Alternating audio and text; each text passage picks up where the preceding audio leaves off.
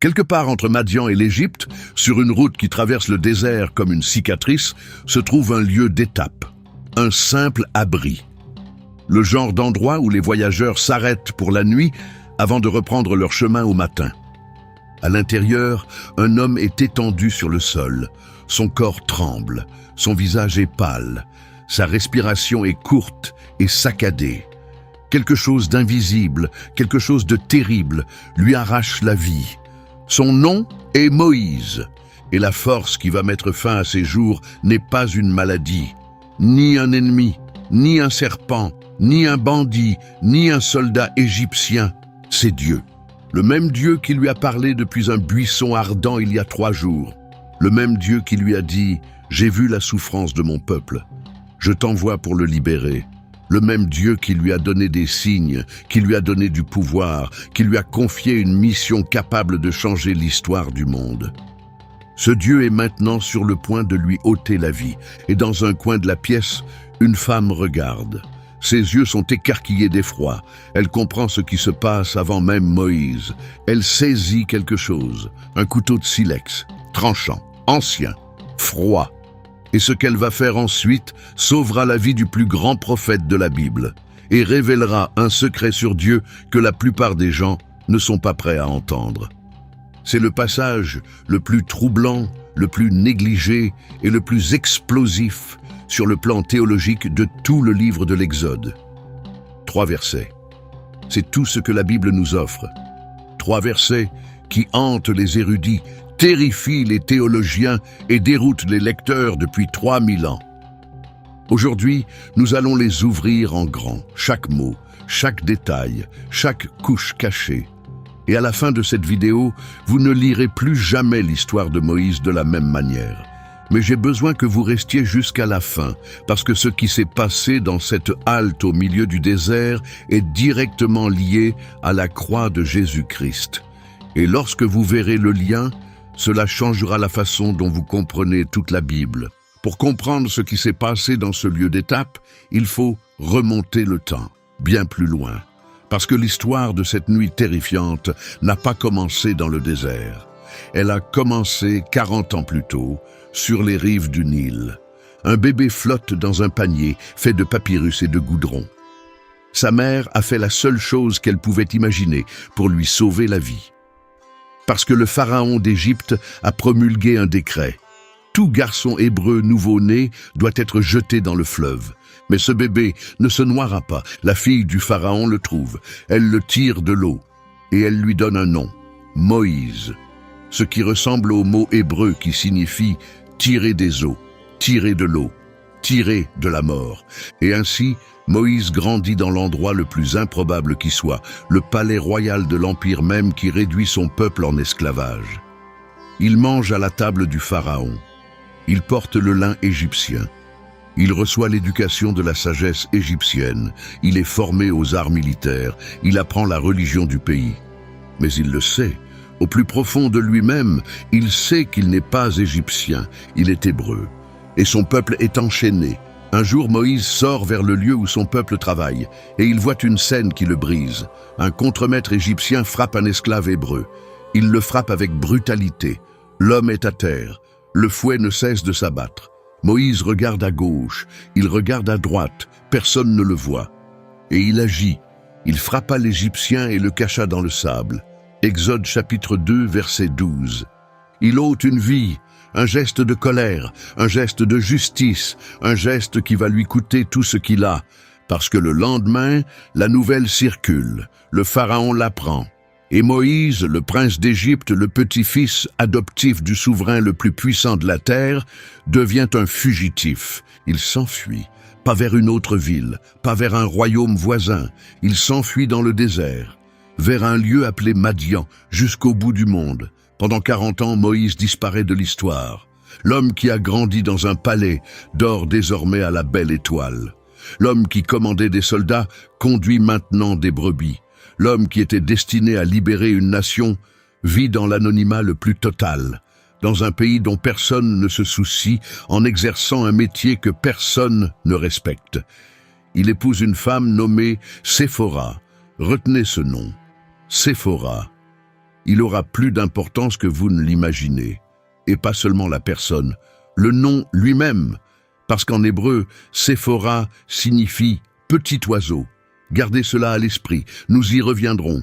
Et quand ce sera le cas, cela vous donnera des frissons. Elle est la fille de Jéthro, un prêtre de Madian, un homme de foi, mais pas un hébreu, pas un israélite, un madianite, un étranger. Moïse et Séphora ont 2 fils. Le premier, il le nomme Gershom, ce qui signifie étranger en terre étrangère. Même en donnant un nom à son enfant, Moïse révèle la blessure qu'il porte en lui. C'est un homme en exil, un étranger partout, pas complètement égyptien, pas complètement hébreu, pas complètement madianite, un homme sans foyer. Le second fils, il le nomme Eliezer. Et ce nom est essentiel, parce qu'Eliezer signifie « mon Dieu est mon secours ». Moïse a donné à son deuxième garçon le nom du Dieu qui l'avait protégé pendant ses années d'exil. C'était une déclaration de foi, un monument de chair et de sang. « Mon Dieu est mon secours ». Et pourtant, de nombreux érudits pensent que c'est précisément ce fils, Eliezer, que Moïse n'a pas circoncis. Le fils dont le nom proclamait Dieu est mon secours était celui qui ne portait pas le signe de l'alliance avec Dieu. L'ironie est bouleversante. Moïse avait honoré Dieu par ses paroles, par un nom, par une déclaration, mais il ne l'avait pas honoré par l'obéissance. Il avait donné à son fils un nom qui parlait de Dieu sans lui donner la marque de Dieu. Et pendant 40 ans, Dieu ne dit rien, pas de vision, pas de rêve, pas de buissons ardents, seulement le silence. Jour après jour, année après année, brebis après brebis. Si vous vous êtes déjà senti oublié par Dieu, si vous vous êtes déjà demandé s'il se souvenait même de votre nom, sachez ceci. Moïse a passé 40 ans dans ce silence. Mais Dieu n'était pas absent. Il attendait que Moïse soit prêt et que le moment soit venu. Mais voici ce que personne ne dit au sujet de ces 40 années.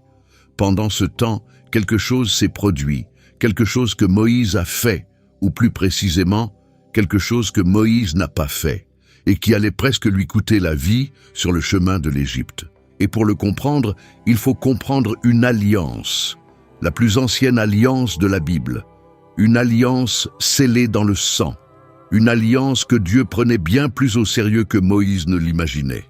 Or, ce que je m'apprête à révéler est le détail qui change tout. C'est la clé qui ouvre toute l'histoire. Sans elle, la nuit dans le lieu d'étape n'a aucun sens.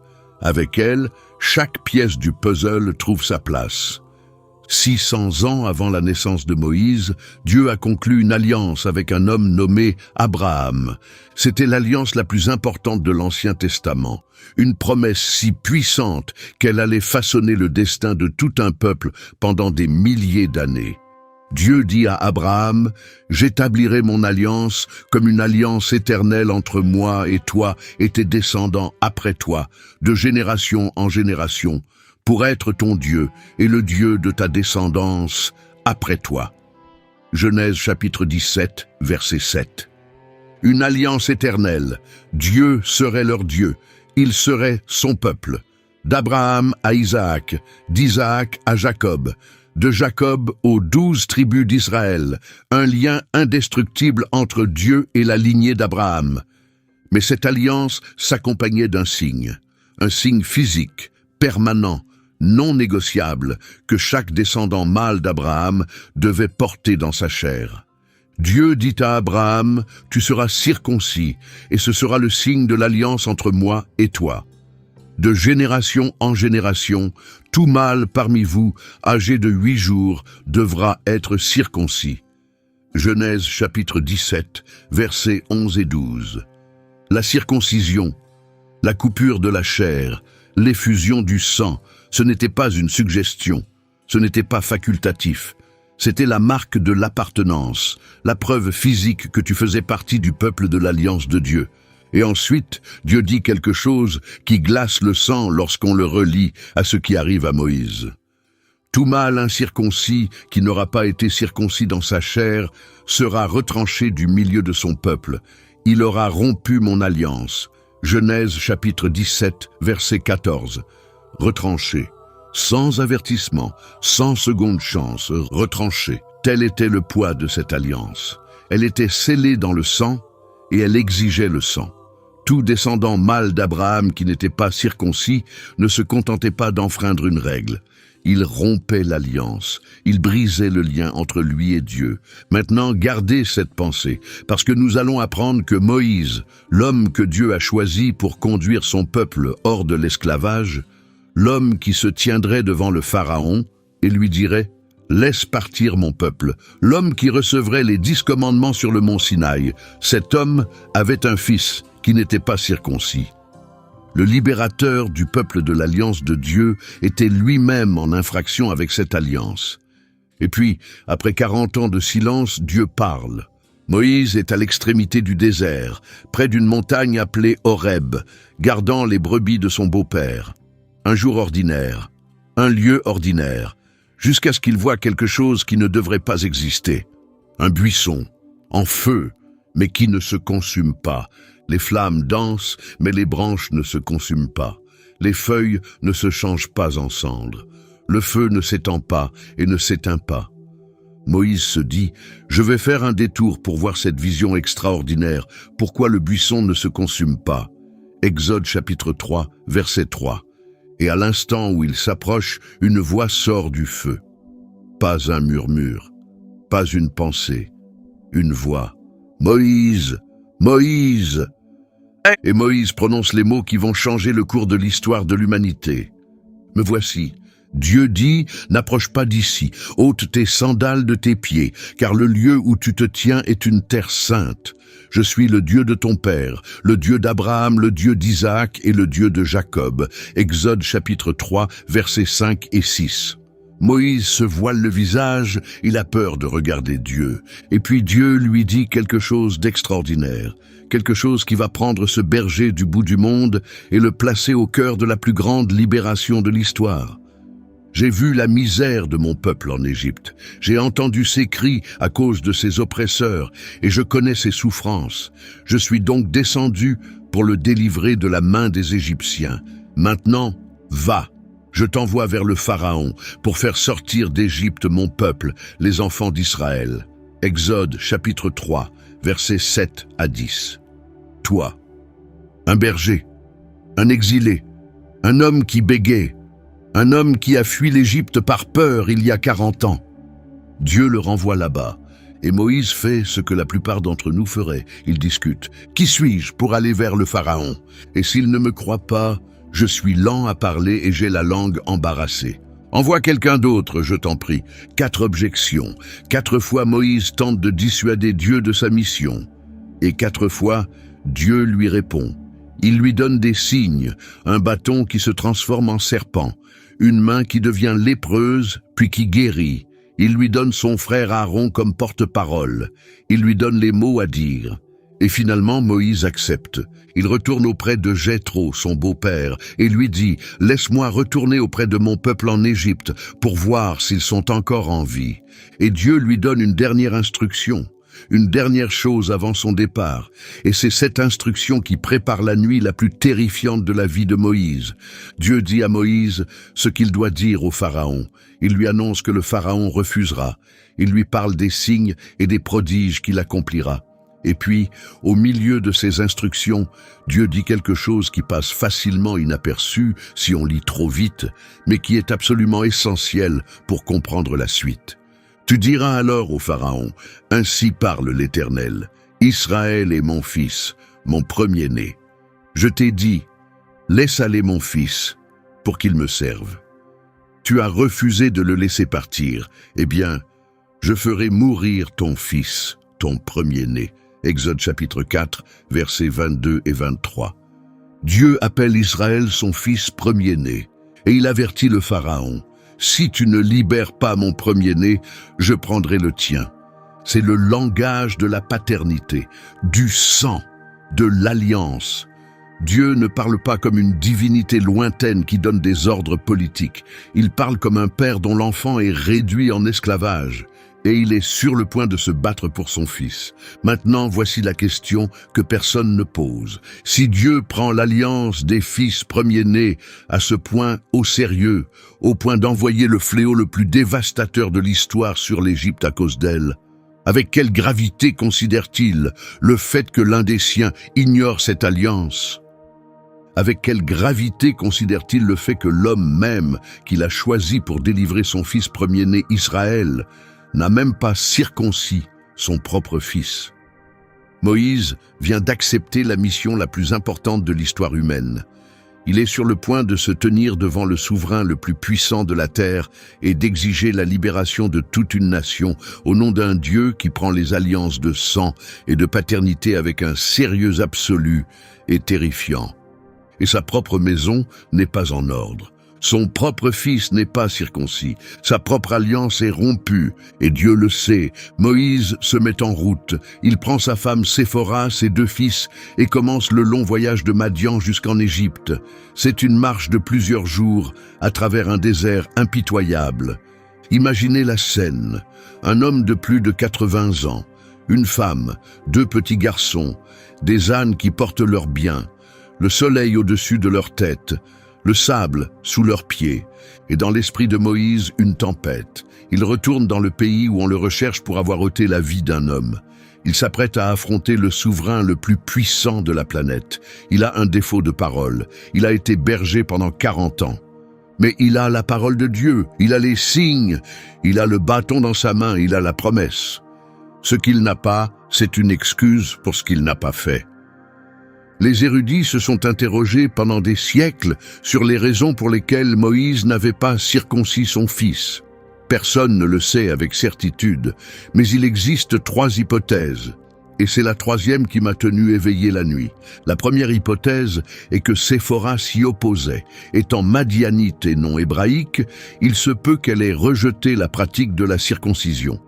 Ces paroles, plus loin dans le passage, « Tu es pour moi un époux de sang » laissent entrevoir de la colère, de la répulsion, ou du moins un profond malaise face à ce qu'elle a dû faire. Il est possible que Moïse, soucieux de préserver la paix dans son foyer, ait choisi de ne pas imposer la chose. La deuxième hypothèse est qu'après 40 ans passés à Madian, Moïse s'était éloigné des pratiques de son peuple. Il vivait parmi les Madianites, il adorait avec un prêtre madianite, il élevait des enfants madianites. L'alliance d'Abraham avait peut-être sombré dans un souvenir lointain.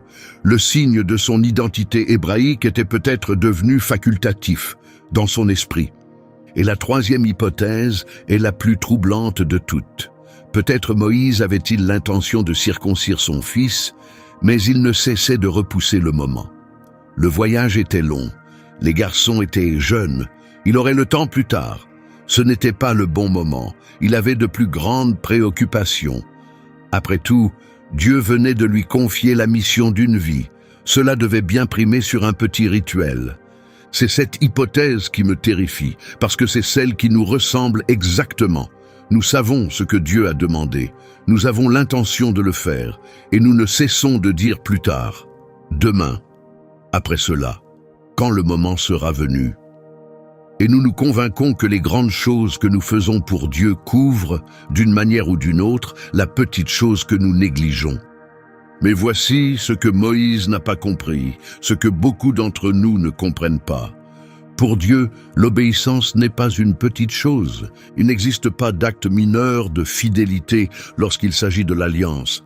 Et vous ne pouvez pas porter la mission de Dieu tout en ignorant les commandements de Dieu. Moïse était sur le point de se tenir devant le Pharaon et d'exiger l'obéissance à Dieu. Il allait dire « Laisse partir le fils premier-né de Dieu, sinon ton premier-né en paiera le prix. » Comment pouvait-il transmettre ce message si son propre premier-né ne portait pas le signe de l'alliance? Comment pouvait-il exiger du Pharaon qu'il honore ce que lui-même avait négligé? Il ne le pouvait pas. Et Dieu ne le laisserait pas faire. Il s'arrête pour la nuit dans un lieu d'étape au bord de la route. Les garçons sont endormis. Le feu s'éteint doucement. Et alors, la Bible nous livre l'une des phrases les plus bouleversantes jamais écrites.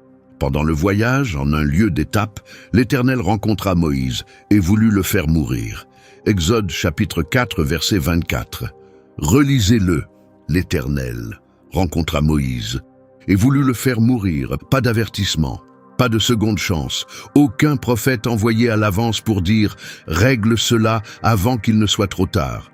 Dieu lui-même, le même Dieu qui a parlé depuis le buisson ardent, qui a promis d'être avec Moïse, qui l'a choisi pour la mission, apparaît dans le lieu d'étape et cherche à lui ôter la vie.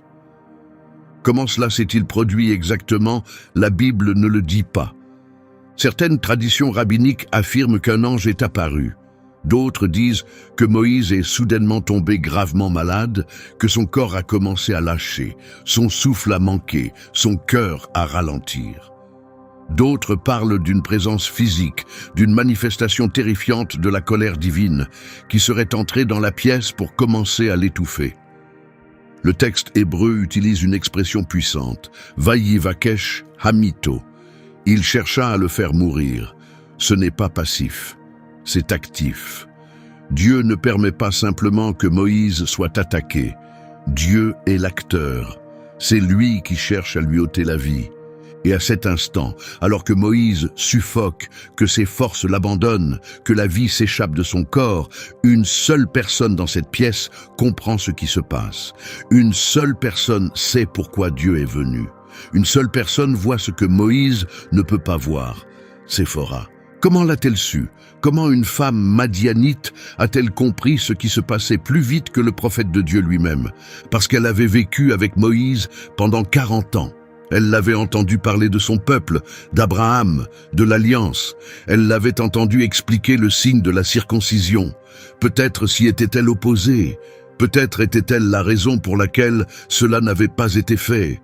Mais à cet instant, alors que la vie de son mari ne tient qu'à un fil, elle comprend avec une clarté absolue et terrifiante ce qui doit arriver. Et elle agit. Mais Séphora prit un couteau de silex, coupa le prépuce de son fils et en toucha les pieds de Moïse. Exode chapitre 4, verset 25. Arrêtons-nous un instant. Un couteau de silex, pas une lame de bronze, pas un outil de fer. À l'époque de Moïse, le bronze était partout, le fer apparaissait. Le silex, lui, était ancien, primitif. C'était l'instrument de coupe d'une époque révolue, le genre de lame qu'Abraham lui-même aurait utilisé des siècles auparavant. Alors pourquoi le silex? Parce que le silex était le matériau de l'alliance originelle. Le silex était ce que les patriarches utilisaient. Le silex était la lame des commencements. Et à cet instant, que Séphora le sache consciemment ou non, elle remontait le temps jusqu'à l'origine même de l'alliance. Elle n'accomplissait pas simplement une circoncision, elle reliait sa famille à la racine de tout, à Abraham, à la promesse, à la première goutte de sang qui a scellé le lien entre Dieu et son peuple. C'est comme si Dieu disait à travers l'instrument lui-même « Reviens au commencement, reviens à la source. Cette alliance n'évolue pas. Elle ne se modernise pas, elle ne plie pas devant les époques. C'est la même lame, le même sang, la même exigence.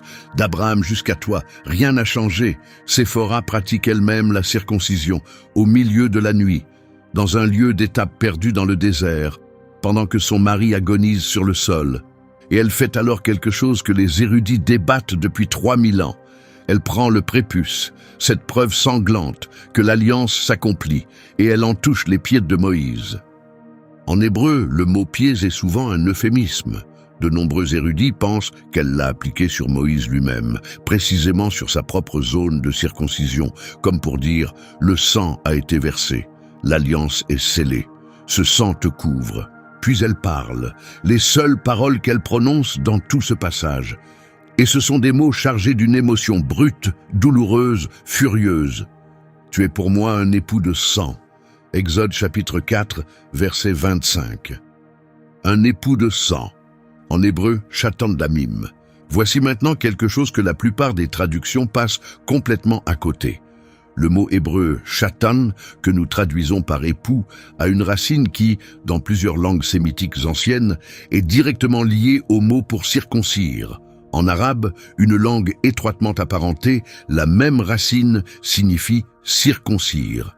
Donc, lorsque Séphora dit « chatan damim », elle ne dit peut-être pas simplement « tu es pour moi un époux de sang ». Elle dit peut-être quelque chose de bien plus profond. Tu es celui qui a été rendu proche par le sang. Tu m'es lié et tu es lié à ton Dieu par la coupure de la chair et l'effusion du sang. Notre mariage, notre alliance, notre union même ont été scellés de nouveau cette nuit. Pas par des mots, pas par des promesses, par une lame et par du sang. C'est la compréhension ancienne du mariage lui-même. Dans cette culture, une alliance n'était pas un contrat écrit sur du papier, c'était un lien scellé par le sang. Et cette nuit-là, dans ce lieu d'étape, le mariage entre Moïse et Séphora a été reforgé de la manière la plus violente, la plus intime et la plus primaire que l'on puisse imaginer. Que veut-elle dire? Les interprétations varient, mais le poids de ces paroles est indéniable. Elle dit « Notre mariage, notre union, notre alliance, tout cela a été scellé dans le sang cette nuit. Tu m'as coûté quelque chose, cette foi qui est la tienne, ce Dieu qui est le tien, cette mission qui est la tienne. Cela réclame du sang. Et je l'ai payé, de mes propres mains, avec la chair de mon propre fils. » Et puis, la phrase la plus importante du passage. Alors l'Éternel le laissa. Exode chapitre 4, verset 26. Il le laissa. Dieu se retira. La présence étouffante s'évanouit. Les ténèbres reculèrent. Moïse reprit son souffle. Ses couleurs revinrent. Son cœur retrouva son rythme. Parce que le sang avait été versé. Parce que l'alliance avait été honorée. Parce que le signe avait été donné. Et la Bible ajoute une dernière ligne bouleversante. Un époux de sang, dit-elle, à cause de la circoncision. Exode chapitre 4, verset 26. C'est tout ce que la Bible en dit. 3 versets. Et ensuite, l'histoire poursuit son cours comme si de rien n'était. Moïse continue vers l'Égypte. Il rencontre Aaron. Il se présente devant le Pharaon. Les plaies commencent. 3 versets sur la nuit où Dieu a failli détruire son propre prophète. Et puis le silence. C'est la question qui hante tous ceux qui lisent ce passage. C'est la question qui a poussé des rabbins, des pasteurs, des prêtres et des érudits à remplir des bibliothèques de commentaires. Et c'est la question qui, si nous sommes honnêtes, nous rend mal à l'aise face à Dieu. Pourquoi Dieu choisirait-il Moïse? L'appellerait-il? Lui donnerait-il du pouvoir? L'enverrait-il dans la mission la plus importante de l'Ancien Testament pour tenter ensuite de le faire mourir avant même qu'il n'arrive? Il existe plusieurs réponses et chacune va plus loin que la précédente. Premièrement, Dieu était sur le point d'utiliser Moïse pour exiger que le Pharaon obéisse au Dieu d'Israël. Moïse allait se tenir dans la salle du trône de l'homme le plus puissant du monde et dire « Dieu exige que tu laisses partir son peuple, mais comment un homme peut-il exiger l'obéissance à l'alliance de Dieu s'il n'a pas lui-même obéi à cette alliance ?» Moïse allait être le médiateur entre Dieu et le Pharaon, le représentant, le porte-parole. Et un représentant qui n'honore pas l'alliance qu'il représente n'est pas un représentant du tout, c'est un hypocrite. Dieu n'était pas cruel, il était cohérent. Si Moïse devait porter l'autorité du ciel, sa vie devait correspondre à cette autorité. Son obéissance privée devait correspondre à sa mission publique. Deuxièmement, souvenez-vous de ce que Dieu venait de dire à Moïse, de déclarer au Pharaon. « Israël est mon fils, mon premier-né. Laisse partir mon fils, ou je ferai mourir ton fils, ton premier-né. » Toute la confrontation avec l'Égypte allait tourner autour des fils premiers-nés. La 10e plaie, le coup le plus dévastateur que Dieu allait infliger à l'Égypte, serait la mort de tous les premiers-nés du pays. Et la seule chose qui protégerait les Israélites de cette plaie était le sang de l'agneau pascal, étendu sur les montants des portes. Voyez-vous le schéma? Le sang protège, le sang scelle l'alliance, le sang est la ligne de démarcation entre la vie et la mort. Le fils de Moïse ne portait aucun sang de l'alliance sur lui. Il n'était pas circoncis, il se trouvait techniquement en dehors de l'alliance. Si Moïse ne pouvait même pas placer son propre fils sous la protection du sang, comment pouvait-il conduire toute une nation à étendre du sang sur ses portes et à croire que cela sauverait ses premiers-nés? Dieu n'était pas simplement en colère à cause d'un rituel. Il imposait le principe qui allait sauver Israël. Le sang, l'alliance, l'obéissance, le principe même qui annoncerait plus tard la croix. Troisièmement, et c'est peut-être la vérité la plus dérangeante de ce passage, Dieu avait choisi Moïse. Dieu l'avait appelé, équipé, lui avait parlé face à face. Moïse était spécial. Moïse était oint. Moïse était le libérateur. Et rien de tout cela n'avait d'importance. Parce que Dieu n'exempte pas ses élus de ses commandements. Au contraire, il les tient à un niveau plus exigeant. L'appel ne remplace pas l'alliance, la mission n'annule pas l'exigence, l'onction ne se substitue pas à l'obéissance.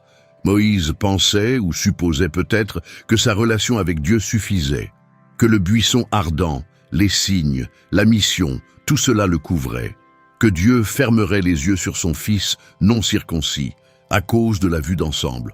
Mais Dieu ne ferme pas les yeux. Dieu ne dit pas « Eh bien, tu fais un excellent travail pour moi, donc je vais ignorer cette petite chose. » Dieu dit « Si tu veux me représenter, tu me représenteras totalement, ou pas du tout. » Et quatrièmement, Dieu savait que cette histoire serait consignée par écrit, qu'elle serait lue par chaque génération de son peuple pendant des milliers d'années, et il voulait envoyer un message qui résonnerait à travers l'histoire. Tes dons ne remplacent pas ton obéissance. Ton appel n'annule pas ta fidélité. Ta relation avec Dieu ne te donne pas la permission d'ignorer ce que Dieu t'a demandé. Si Dieu pouvait interpeller Moïse, le plus grand prophète de l'Ancien Testament, pour un commandement non accompli, qu'est-ce qui te fait penser qu'il ne t'interpellera pas, toi ? Maintenant, je veux parler de la personne de cette histoire qui mérite bien plus d'attention qu'elle n'en a jamais reçue. Parce que la véritable héroïne d'Exode chapitre 4 n'est pas Moïse. C'est Séphora. Réfléchissez à ce que cette femme a fait. Son mari est à terre. Il s'éteint. Quelque chose de surnaturel lui arrache la vie.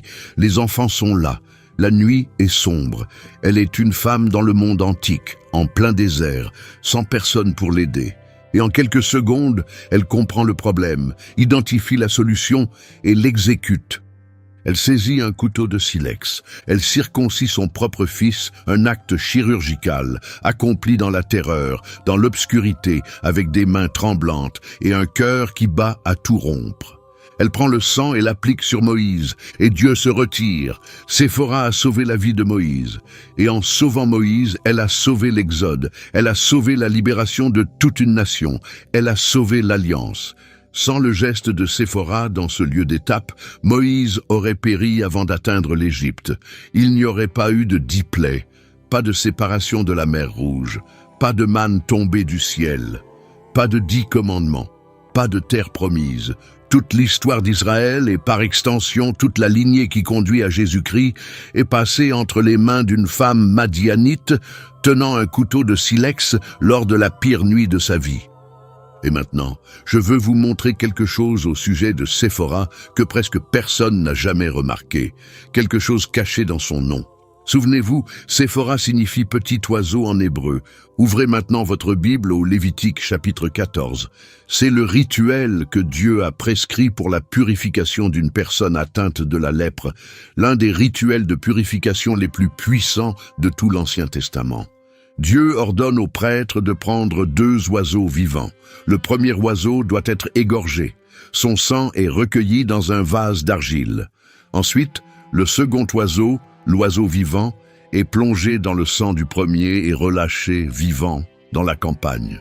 Le sang de l'un couvre l'autre, et le vivant est libéré. Le voyez-vous ? Séphora, le petit oiseau, a pris du sang, le sang de la circoncision de son propre fils, et l'a appliqué sur Moïse. Le sang l'a couvert. Et Moïse, qui était sur le point de mourir, a été relâché. Il est parti libre. Il a vécu. Séphora était l'oiseau vivant. Elle a porté le sang. Elle a appliqué le sang. Et par le sang, celui qui était sous le jugement a été libéré. 3000 ans avant que quiconque puisse voir l'image complète, Dieu a inscrit toute la théologie de l'expiation par le sang dans le nom d'une femme madianite, dans un lieu d'étape au milieu du désert. Et voici ce qui rend Séphora encore plus remarquable. Elle n'avait peut-être pas envie de le faire. Ces paroles, « Tu es pour moi un époux de sang », laissent transparaître la douleur, le ressentiment, peut-être même la colère. Elle n'a pas pratiqué la circoncision avec joie. Elle l'a fait avec répulsion et chagrin. Mais elle l'a fait quand même. Elle ne comprenait pas l'ensemble du tableau. Elle ne connaissait pas les 10 plaies à venir. Elle ne savait rien de la Pâque. Elle ne savait pas que le sang qu'elle versait cette nuit-là annonçait le sang de l'agneau qui sauverait un jour le monde. Elle savait seulement que son mari allait mourir. Elle savait seulement que l'alliance réclamait du sang. Et elle a agi. Parfois, l'obéissance n'est pas agréable. Parfois, elle te coûte quelque chose que tu ne voulais pas payer. Parfois, elle se joue dans l'obscurité, dans le désert, avec des mains tremblantes et des larmes sur le visage. Mais elle sauve des vies, elle sauve toujours des vies. Mais la partie la plus bouleversante de cette histoire n'est pas ce que je vous ai dit jusqu'ici. La partie la plus bouleversante, c'est ce qui vient ensuite. Parce que ce qui s'est passé dans ce lieu d'étape n'était pas seulement une crise, c'était un modèle, un plan prophétique que Dieu allait répéter encore et encore à travers la Bible. Et une fois que vous l'aurez vu, vous ne pourrez plus l'oublier. Observez le schéma. Et commençons par celui qui remonte tout au début, parce que la première fois qu'un père, un fils et une lame sont apparus ensemble dans l'Écriture, ce n'était pas dans le lieu d'étape. C'était sur une montagne appelée Morija. Dieu dit à Abraham: prends ton fils, ton unique fils, celui que tu aimes, Isaac, et va-t'en au pays de Morija. Offre-le là en holocauste. Genèse chapitre 22, versets 1 et 2. Abraham prit un couteau, il conduisit son fils jusqu'à l'autel, il leva la lame, et au tout dernier moment, Dieu l'arrêta. Un bélier était pris dans un buisson. Le bélier fut sacrifié à sa place. Isaac vécut. Regardez maintenant le lieu d'étape. Un père, un fils, une lame, du sang versé de la chair du fils, la vie du père épargnée grâce à cela. Le schéma est identique. Sur le Morija, Abraham a levé un couteau au-dessus de son fils, et Dieu a fourni un substitut. Dans le lieu d'étape, Séphora a pris un couteau et l'a porté sur son fils, et le sang du fils est devenu la couverture qui a sauvé Moïse. Dans les deux cas, le sang d'un fils a été impliqué. Dans les deux cas, un père a été épargné. Dans les deux cas, l'obéissance au commandement de Dieu a été la ligne de démarcation entre la vie et la mort. Et dans les deux cas, toute l'histoire pointait vers un jour où un autre père offrirait un autre fils. Et il n'y aurait aucun substitut, pas de bélier dans le buisson, pas de sauvetage à la dernière seconde. La lame tomberait, le sang coulerait et le monde serait sauvé. Suivez maintenant le schéma plus loin. Dans le lieu d'étape, la mort est venue chercher Moïse parce que l'alliance du sang avait été rompue. Séphora a versé du sang et l'a appliqué sur le corps de Moïse. Et le destructeur s'est retiré. En Égypte, la mort est venue chercher chaque premier-né parce que le pharaon avait rompu le commandement de Dieu. Les Israélites ont versé le sang d'un agneau et l'ont appliqué sur les montants de leurs portes. Et le destructeur est passé sans s'arrêter. Même schéma, sans verser, sans appliquer, mort écartée. Séphora a accompli un acte de médiation. Elle s'est tenue entre son mari et le jugement de Dieu. Elle a pris un couteau, elle a versé du sang et elle l'a appliqué sur celui qui était sous le jugement. Elle a agi comme un prêtre, comme un intercesseur, à une époque où il n'y avait pas encore de prêtre en Israël. Plus tard, le sacerdoce d'Aaron ferait exactement la même chose. Les prêtres verseraient le sang du sacrifice et l'appliqueraient sur l'autel, sur le propitiatoire, sur le peuple, pour couvrir le péché et détourner la colère de Dieu. Séphora était un prototype, un avant-goût, une ombre de ce que tout le système sacrificiel deviendrait. Et c'est ici que le schéma atteint son accomplissement ultime. Dans le lieu d'étape, le sang d'un fils a été versé pour sauver un père du jugement de Dieu. À la croix, le sang d'un fils a été versé pour sauver toute l'humanité du jugement de Dieu. Dans le lieu d'étape, Séphora a dit « Tu es un époux de sang ». Dans le Nouveau Testament, l'Église est appelée l'épouse du Christ. Et l'alliance de mariage entre le Christ et son peuple a été scellée dans le sang. Dans le lieu d'étape, le sang de la circoncision, le signe de l'ancienne alliance, a sauvé la vie de Moïse. À la croix, le sang de Jésus, le signe de la nouvelle alliance, sauve le monde. Jésus a dit, « Cette coupe est la nouvelle alliance en mon sang qui est versée pour vous. » Luc chapitre 22, verset 20. Et l'Épître aux Hébreux scelle le tout avec le verset qui relie toute cette histoire. Sans effusion de sang, il n'y a pas de pardon. Hébreux chapitre 9, verset 22. Sans effusion de sang, il n'y a pas de pardon. C'était vrai au temps d'Abraham lorsqu'il a levé le couteau sur Isaac. C'était vrai dans ce lieu d'étape lorsque Séphora a saisi la lame de silex. C'était vrai en Égypte lorsque le sang a marqué les montants des portes. C'était vrai sur la croix lorsque le sang de Jésus a coulé de ses mains et de son côté. Et c'est vrai en ce moment même. Le lieu d'étape n'était pas un accident, ce n'était pas une crise fortuite. C'était un avant-goût, écrit dans le sang, joué dans le désert, dont ont été témoins une femme et ses fils, du plus grand acte de salut de l'histoire de l'univers. 3000 ans avant la croix, Dieu montrait déjà le schéma. Le péché exige du sang, l'alliance le réclame. Et quelqu'un doit être prêt à prendre le couteau. Il y a un détail dans cette histoire que la plupart des gens manquent complètement. Et il révèle le prix de cette nuit. Peu après cet épisode, la Bible nous raconte quelque chose de silencieusement déchirant. Moïse renvoya sa femme Séphora à Jéthro, son beau-père, avec leurs 2 fils. Exode chapitre 18, verset 2. Moïse l'a renvoyée. Après le lieu d'étape, après le sang, après la circoncision, Moïse poursuit seul sa route vers l'Égypte. Ou plutôt, avec Aaron, mais sans Séphora, sans ses fils. La Bible ne nous dit pas pourquoi. Elle ne nous dit pas s'ils se sont disputés. Elle ne nous dit pas si Séphora a refusé de continuer. Elle ne nous dit pas si Moïse a jugé la mission trop dangereuse pour sa famille. Mais le silence en dit long. Quelque chose s'est brisé cette nuit-là. Quelque chose a changé dans leur mariage. La femme qui lui a sauvé la vie avec un couteau de silex et qui l'a appelé un époux de sang, elle retourne dans la maison de son père. Et Moïse continue vers l'Égypte, seul.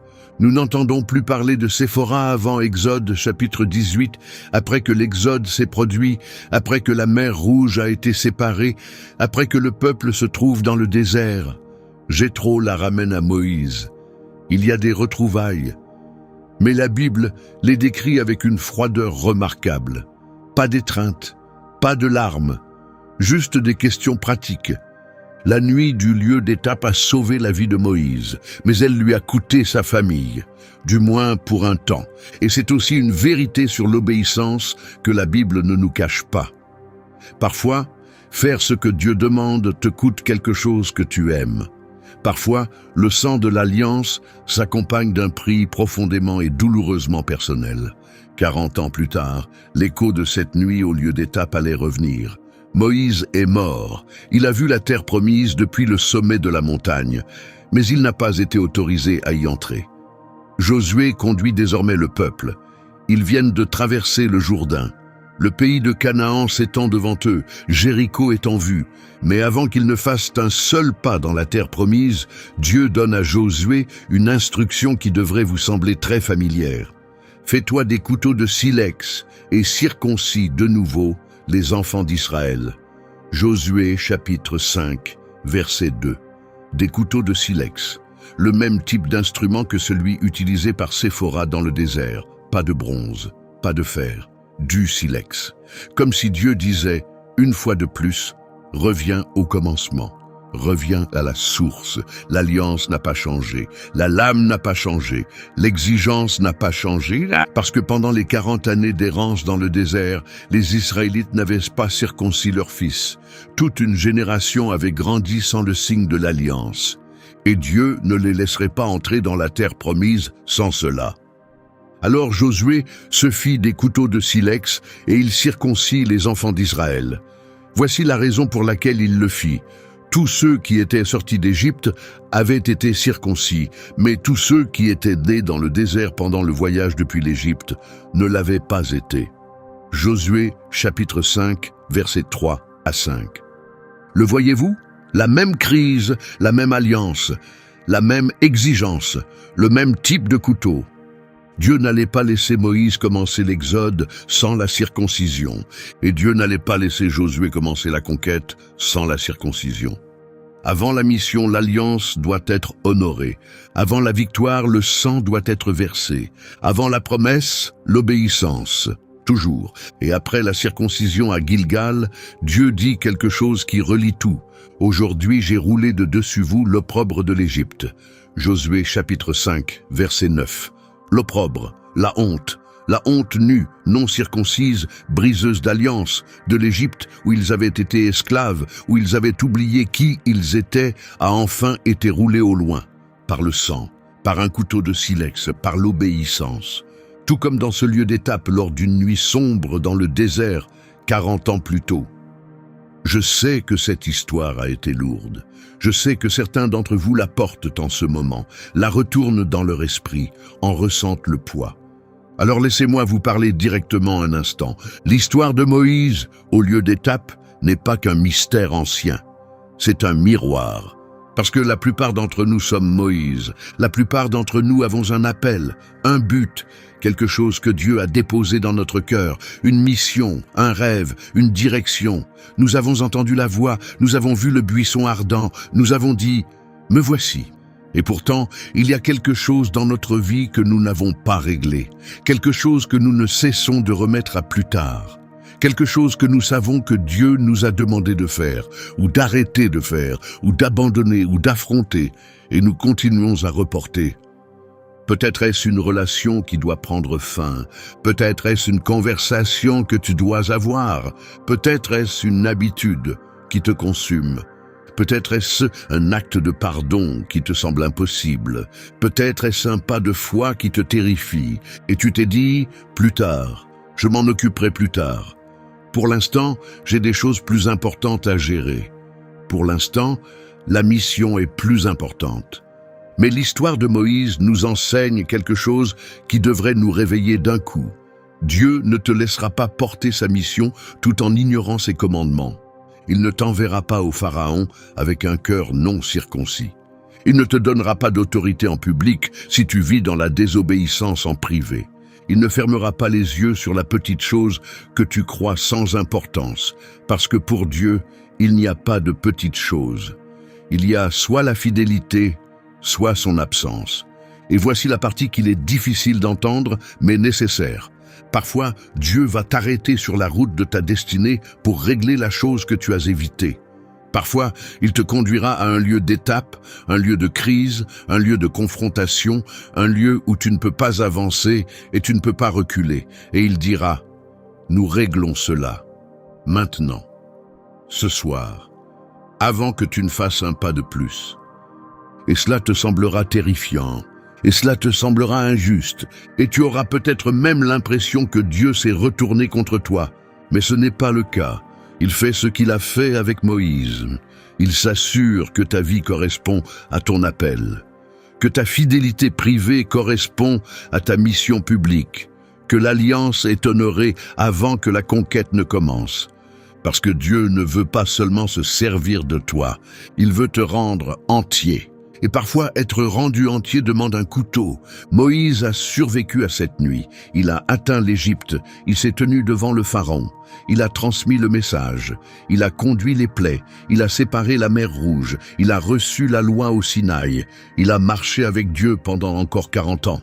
Mais je crois que pour le reste de sa vie, il n'a jamais oublié cette nuit au lieu d'étape. La nuit où le Dieu qui l'a appelé l'a aussi confronté. La nuit où les mains de sa femme couvertes du sang de leur fils l'ont sauvé de la colère du Tout-Puissant. La nuit où il a appris, de la manière la plus violente, la plus intime et la plus terrifiante possible, que l'alliance de Dieu n'est pas une suggestion. Elle est scellée dans le sang, et le sang est ce qu'elle réclame. Séphora a appelé Moïse un époux de sang. Des milliers d'années plus tard, un autre époux viendrait, et il scellerait son alliance non pas avec le sang de la circoncision d'un fils, mais avec son propre sang, versé sur une croix, pour un monde qui avait rompu toutes les alliances que Dieu avait jamais faites. Jésus a dit, « Ceci est mon sang, le sang de l'alliance, qui est versé pour beaucoup en rémission des péchés. » Matthieu chapitre 26, verset 28. L'époux de sang ultime, le sacrifice final, l'alliance qui n'a jamais besoin d'être renouvelée parce qu'elle a été scellée par le seul sang qui soit parfait. Si tu regardes cette vidéo et si tu sens que Dieu t'a confronté au sujet de quelque chose que tu as évité, quelque chose que tu as fui, quelque chose que tu sais devoir changer, n'attends pas d'arriver au lieu d'étape. Règle cela maintenant, prends le couteau, laisse le sang de l'alliance te couvrir, parce que la mission que Dieu a pour toi est trop importante pour être arrêtée par la chose que tu refuses d'abandonner. Sonde-moi, ô Dieu, et connais mon cœur. Éprouve-moi et connais mes pensées inquiètes. Regarde s'il y a en moi quelque voie mauvaise et conduis-moi dans la voie éternelle. Psaume 139, versets 23 et 24.